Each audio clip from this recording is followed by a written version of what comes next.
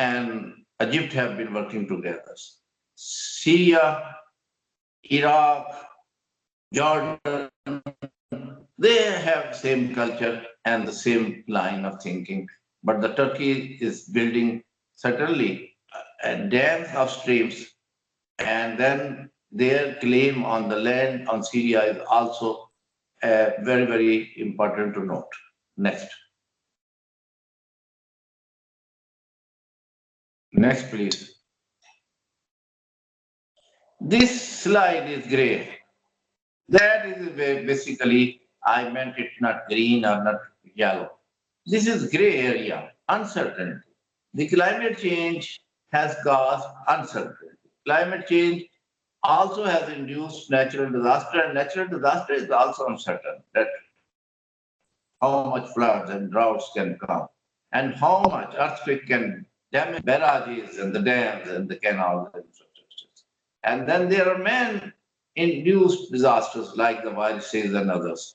So all these uncertainty have one certainty, that our earlier frameworks cannot work. Why they cannot work? Because our all models and all our efforts are talking by an uncertainty of a level of significance, let's say 87%, 85%. But when the uncertainty is more than 1,000%, then what to do? Next, please. Next, please. Yes, this is something repetition, but I will like to speak only one of that thing which is important among that. That is conflict. Since 1948, 37 serious incidents of acute conflict and 295 international agreements were negotiated and signed. We must not step back from this achievement. This is a great achievement in the good times. After the World War II, the people had seen the destruction of the war. They were knowing the value of the peace. So the United Nations were created, conventions were signed, and this achievement, which has been done, these 295 international water agreements, this is the red line. We should not renegotiate or reopen certain things which have been done, because opening of any already agreed situation will lead to further conflict in very charged atmosphere, in a very charged political atmosphere, with much lesser capability to handle the international disputes. Not one setup which can control the countries, and now the nuclear aspects. The people or the countries are equipped with the nuclear weapon, the weapons of mass destruction. So in that time, we must not step back what has been agreed. That may have, certainly Pakistan, for example, has a disadvantage in Indus Water Treaty. But I argue that since we have accepted it, reopening of it may cause serious provocations for war. Next, please. And then psychological warlords. If you look towards the insurgencies, and if you look towards the global peace, you will find the human survival is at risk. So if you start war among the people who have the atomic weapons, weapons of mass destruction, everything will go. How to handle the situation is risk reduction mechanism. There are three mechanisms in the UN system: the bilateral treaties and the renewal framework. And all these have done some work. We should respect that work. We can move further. And how we can move further? That approach is human rights-based approach. Next, please. So that conflict resolutions, we had the instruments like water statistics, the hydrology, and that is instituted by system analysis, the model and the GIS. And I'm very sorry to say all this effort has been eroded by the climate change and uncertainty. Well, I was sharing you of a slide earlier that the uncertainty has made all these models and their feelings irrelevant to the political decision makings. Now we come to certain other approaches, not mathematical approaches. So we come to the basic approaches is the right-based approach. Who uses what? Who is having livelihoods? And then come the might-based, who is powerful enough, which leads to war. And the economic-based. Yes, that economic-based could be a base, but this could only be considered once you meet the food and livelihood requirements. Another could be nature and ecology-based approaches. Nature and ecology-based approach was the best approach, but we have to go on a quasi-rational best approach. We would like to save flora and fauna. We like to save the species, but we like to save the men.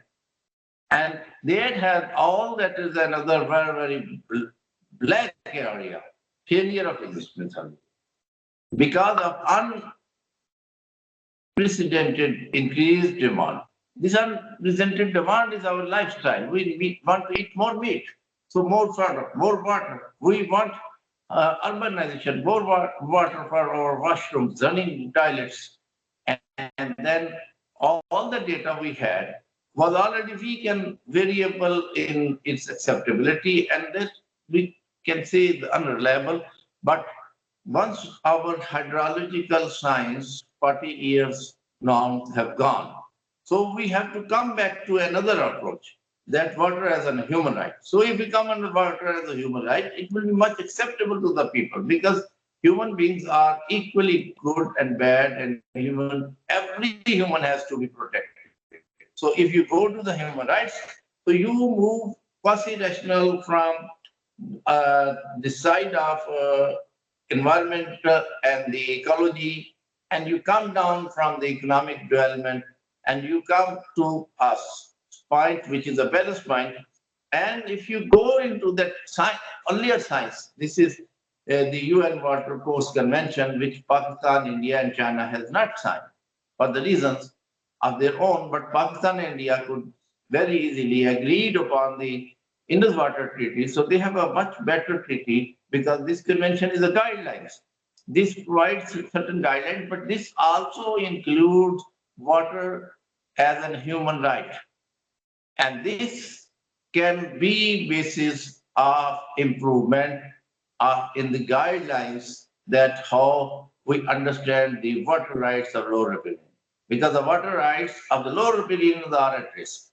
Water rights of the downstream people are at risk. Water rights of the delta people are at risk. Water rights of the smaller nations are at the risk. So we have to look into that area. Next, please. Next, please. Next. Yes. Another support to the water rights we can even draw from the global environmental instruments. There are instruments like I will share with their certain names only because there is no time to go into that details. But those are international and regional in scope, and they all accept fundamental human rights such as life, health, and well-being are dependent upon the people to granted access to sufficient quality and quantity of water. Sufficient quality and quality of water. This is a very, very difficult thing to define. And how to define that? Let it goes to the nation states because other states cannot define the other countries. Let me share with you one agreed Stockholm Declaration, which is a very respected declaration in terms of environment and ecology. And this is one of the earliest document on that range. This says an environment of quality that permits a life of dignity and well-being, so that the natural resources of the earth, including water, must be safeguarded for the benefit of present and future generations. So the present and future generations of the existing used area has to be taken into account. The existing used areas, present and future, water requirements must be respected first.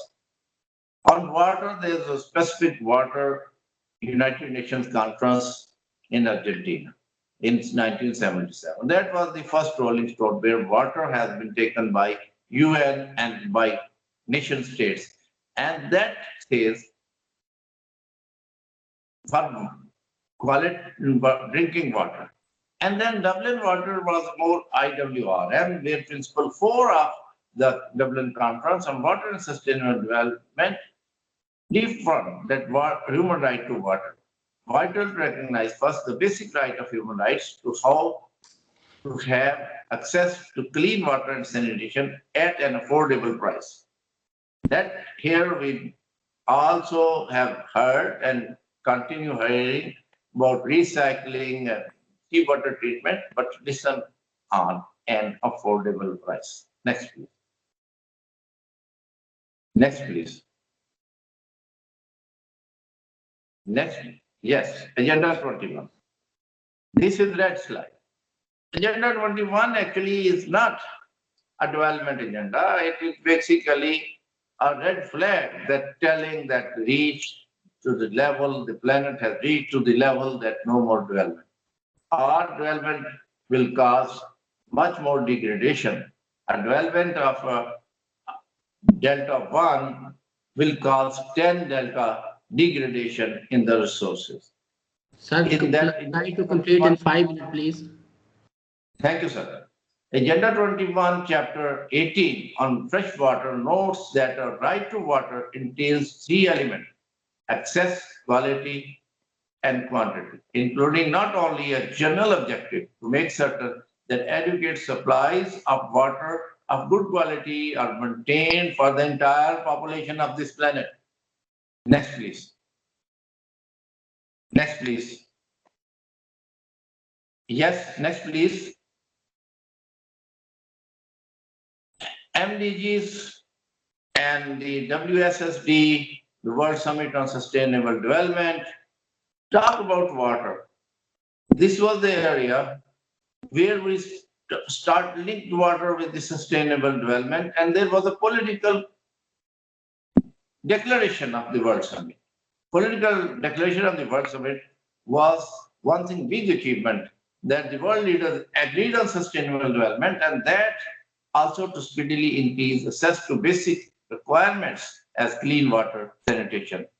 Next, please. Next, please. SDGs.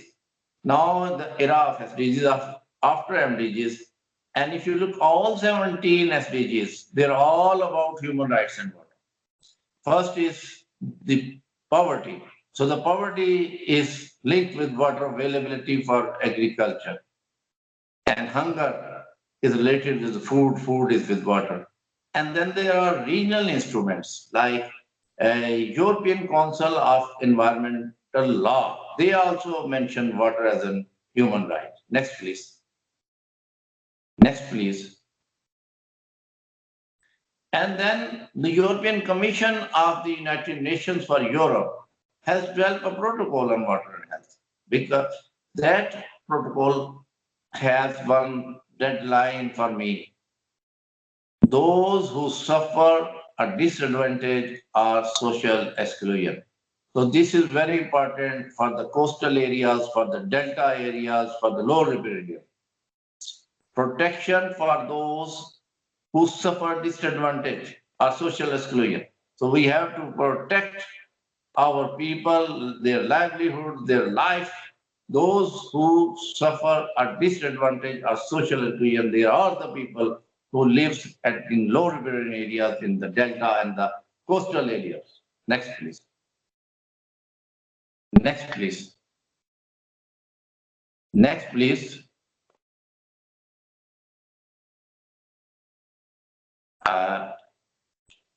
Coordinator, please move to the next slide. Yes.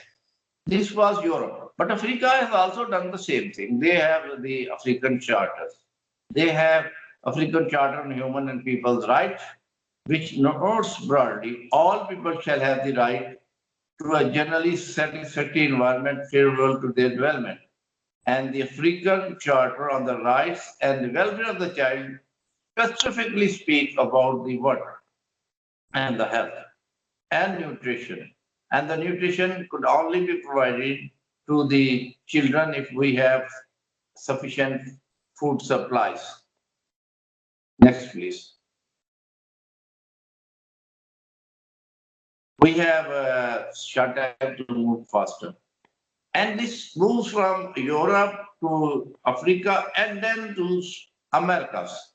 The Protocol of San Salvador, Article 11 of the additional protocol to the American Convention on Human Rights in the area of economic, social, and cultural rights provides that everyone shall have the right to live in a healthy environment and to have access to basic public services. And the health depends on what? It is undoubtable that basic public service is include water supply and sanitation.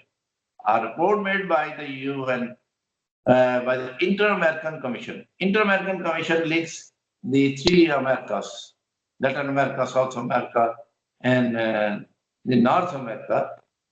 On the human rights situation of Brazil clearly proves this by claiming that there was inequality in access to basic public services. Next, please. Next, please. Next. Judicial decisions. There are UN conventions, there are charters, there are treaties, but then there are judicial decisions also in favor of water as a human right. And there are a number of these. So I skip for the time, remain in my time limit. So we move to the next slides. Human rights courts also have liberally interpreting existing provisions, and they are giving decisions water as an integral part of human fundamental rights. Next, please. Next. Now, I conclude in 3 slides. The facts I found, which are agreeable, the water is diminishing. Hunger and poverty are driving force for future peace, future existence, the planet, and uncertainty prevails due to climate change. Uncertainty has increased manifold. Water was not a constant factor, it was stochastic. But its nature of change has not changed by percentage, by times. So political world is much more charged and volatile. The political leadership, if with all respect to all the countries and their leadership, we find that practically the political leadership is also in stage of formation. So they are more committed to political slogans than resolution of the conflict. Next, please. Next slide. Next slide, please. Yes. So my findings are the conventional statistics, new models, and GIS are not a political reality due to their questioning on their correctness in future, the changing future of water availability, and also changing political scenario and geopolitical situation. They are not acceptable now. Environmental flows are an imperative, but only nation states can handle the complex issue. Environmental flows are very, very important, but how to handle this? This is a fundamental part of the water requirement, and that has to be made into a case of the nation states while they want water on that basis. The gap between demand and available water has left no further scope of inter-basin, inter-river water transfer. So my conclusion is that please do not go beyond that a particular river. Transferring water from one river to other will mean depriving the present and the future legitimate rights of the people using that water and the coming generation on that river. So water transfer from one river to the other river, or water transfer from one basin to the other basin is not possible or not feasible. And there are recommendations.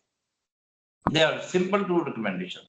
Complex and contentious geopolitical environment leave no space for river basin management beyond natural boundaries. We heard every day by honorable professors, research think tanks, and the knowledge houses, the river basin management at basin level. But it is not practically possible. That's the reason in Indus Water Treaty, we not share the water, we share the rivers. So that river belongs to India, they deal it. That river belongs to Pakistan, we deal it. So conflict is reduced. Though we had certain disadvantages, but the best advantage is lesser conflict and clarity in the use. Existing uses and environmental flow plus lower riparian rights are fundamental human rights. So they has to be protected. And all what we have achieved in last 50 years, we must not change that because we will never be able to do better than that. They have been done in the best of the time, and we must respect the treaties, and we should not reopen or renegotiate because that will open the Pandora box, which will be not possible for present setup to confront in the times of climate change. So the facts, figures, everything will have a distortion. All the models differ in each other's, but they have only one thing in common, that things will change and they will change faster, but they will not change in a linear manner. So one time the water will be more, one time water will be less, and there will be droughts, there will be floods. So the total moisture shift may also be possible from one geographical area to the other areas, but how much and how, that is all assumptions.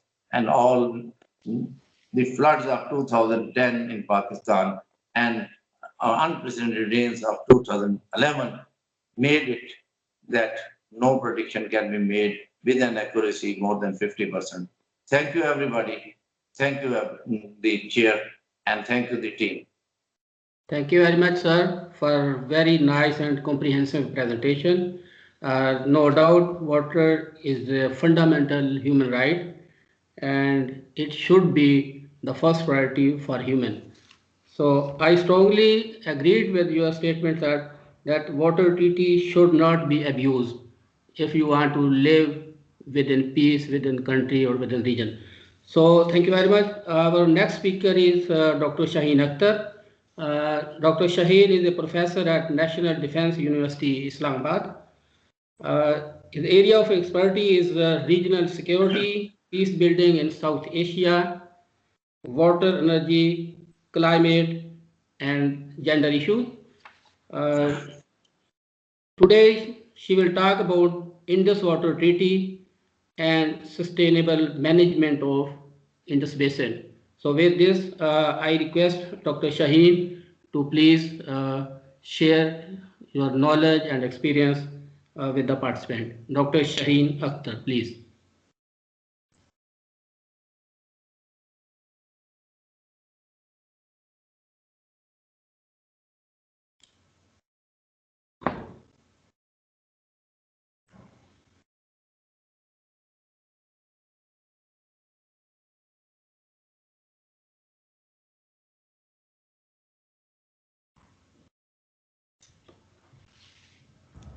Dr. Shine, your mic is mute. I tried to really unmute myself, then I think it happens. I'm very grateful to say a Center for Excellence in Water Resource Engineering, UET Lahore. And I was just saying that I was enjoying the conversation that started with a very informative, educative say presentation by Dr. Noor talking about the different legal frameworks that exist around the globe in dealing with the transboundary management issues, and then say on the Indus Water Treaty as well, and the water as a human right, which is another emerging element in the conversation on the water, management issues by the states and by the larger community which shares the water.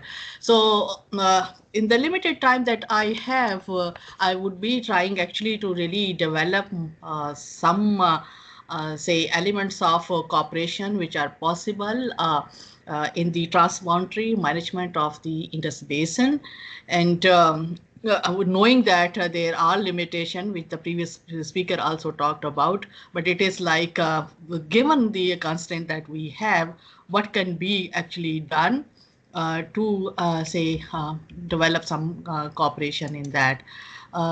Let me see how I can move the slide, or is it okay? Can you see my presentation on the screen?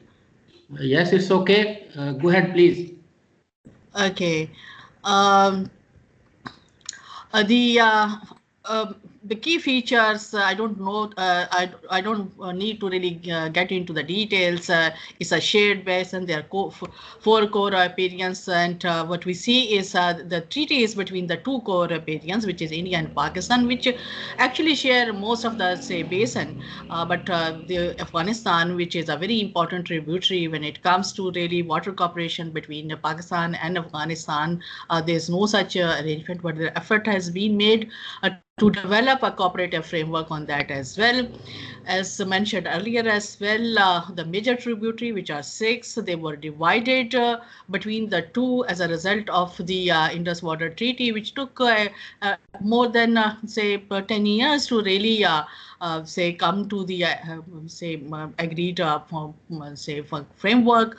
So it is like division of the not water, but the rivers, which I will talk a bit later as well. There are about 300 million people which depend on the this basin. So it's a densely populated basin, and the population is growing. The projections are like by 2050 we'll have more than 346 to 469 million people, maybe more than that, because as we see that projections about population are not really meeting the targets, but they go beyond the estimated projections. Some basic facts why Pakistan is feels so vulnerable. There are so many anxieties that exist amongst the people, amongst the policymakers. Is that Pakistan is one of the driest country. There is average annual rainfall of about 240 millimeters. We are lower riparian, so, and we have a very adversarial relationship with the upper riparian. Then we are single basin country, and we depend on external water resources to about 76% of the water flow into Pakistan from outside Pakistan. So our dependence on the transboundary water is too high. Here is a map of which I deliberately put because it shows the upper Indus Basin, which is I think very important in terms of the management of the Indus Basin, especially under the condition of climate change or environmental degradation that we are actually facing. The Pakistan is also heavily dependent on the basin for its agriculture economy. It's 18.5% of GDP is linked with that. 38.5% of its labor force is associated with or depends on it for its livelihood. And while it is little decreasing, but still it continues to be very high, and close to 60% of its exports are also based on the agri products. So you can see that it is actually the backbone of the Pakistan economy. The per capita availability of water has really gone down, but if you look at the number of people, population or people grow, say coming in, if you divide it, it remains the same. So I'm not very sure, though the quality of water has really been now very, very poor. Have you lost my presentation or what? Should I